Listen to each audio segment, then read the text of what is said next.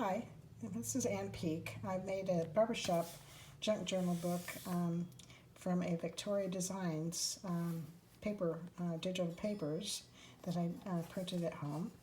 And I did not realize when I made the book that my binding tape was going to cover part of the B, but we know it's a barbershop book.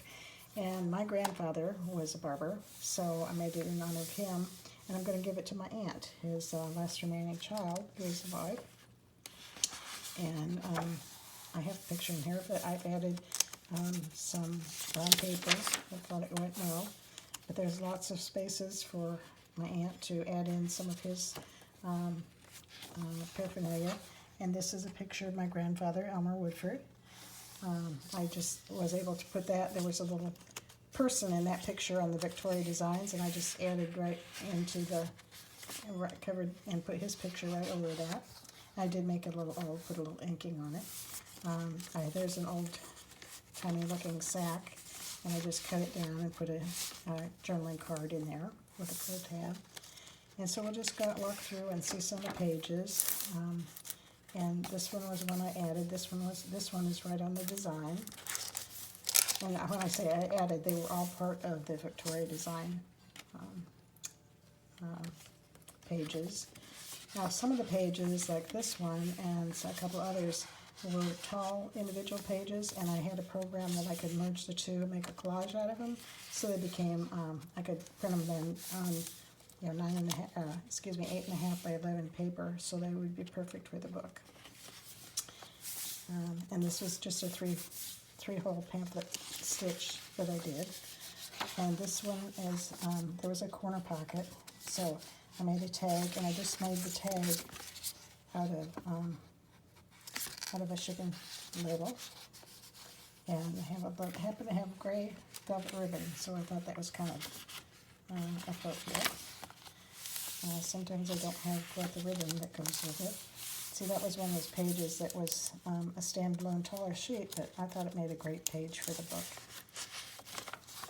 So we'll just go through it now. I made out of some of the leftover papers after doing some designing on here, or decorating on here. I had the leftover page, and I did do a little bit up here so I didn't see the white, but I made a place that you could put a comb. That's not my grandfather's comb, and I'm hoping that my aunt, who I'm going to gift this book to, will have his comb, or one of him. And there's one of the cards again. She could just take out those cards totally and just have his papers or something that she has in there. Now this is a little, I made this as just a flap. It was in the digikit that came after the ephemera pieces. And she could put papers in there, and here's the brown paper. And I can get that apart. And then there's the last page on that first section. Here's the second section, and it's very similar. I just put things on the brown paper even, and the digikit. Now this one, I'm not sure what kind of pocket it was supposed to be, but I just put a tag in here, and I used more of the paper to cover it. And then this was part of the digikit papers. Here's another brown paper sack. Love these old car images. And I think my grandfather would have been a barber in the 50s.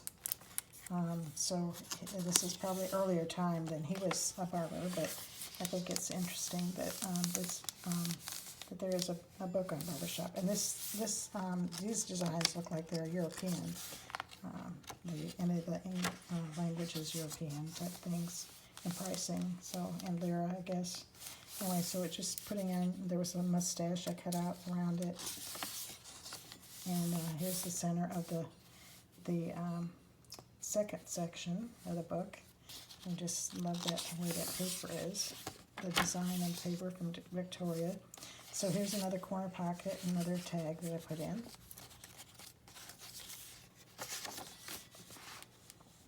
And see, there's just all sorts of spaces that she can write on, or make note of things. And I put in just more of the tea stain. This is tea stained parchment paper. I use that when I empty standing papers, and then I just iron it with the rest of the papers and add it to my journals. So here's another part of that book, and here's something else I glued on. Some of these pages had barber poles right on them, and some didn't. I think that was a place marker. I was trying to decide where to put something. I had a place marker in there. See, and there was even the shade page that could go in there. So here we are at the second signature, the end of the second signature, and there's the third signature. And again, I started with, I kind of did the pages in the same order, with the brown paper, and that was one of the digitals that was in here. I glued on there, and these, and see these wonderful old-timey cars are great. And it looks like there's letter writing on here. Here's another sack, old-timey looking sack. And more of my, the parchment paper. This is all the digital work. And then here I made another pocket, just assuming that there's something that my aunt would have that she could put in the pocket.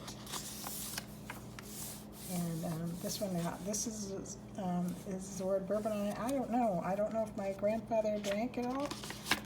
I don't remember him doing that. This pocket, this was like an old notebook page, and again I made another tag and put up there and put in that pocket. So there's several tags, and they can all be written on the back of. And here's more of the parchment paper, and another paper, and back into here. And see, that would have been a great place to put my grandfather's picture. Again, I could have put him back in the back too, but I did want to acknowledge him, and they had made the book for him. And see, this is just part of the design. It looks like there's old notebook papers in there, and I think that's pretty neat. And then this one was I made this as a little text spot for another, this is part of the digital paper, and I made another tag here too, and I could have put his picture, but that was just another picture from the kit, that on the kit. And so there's the brown paper, and then here's the last page. And then from another source online, I found the directions to make this expandable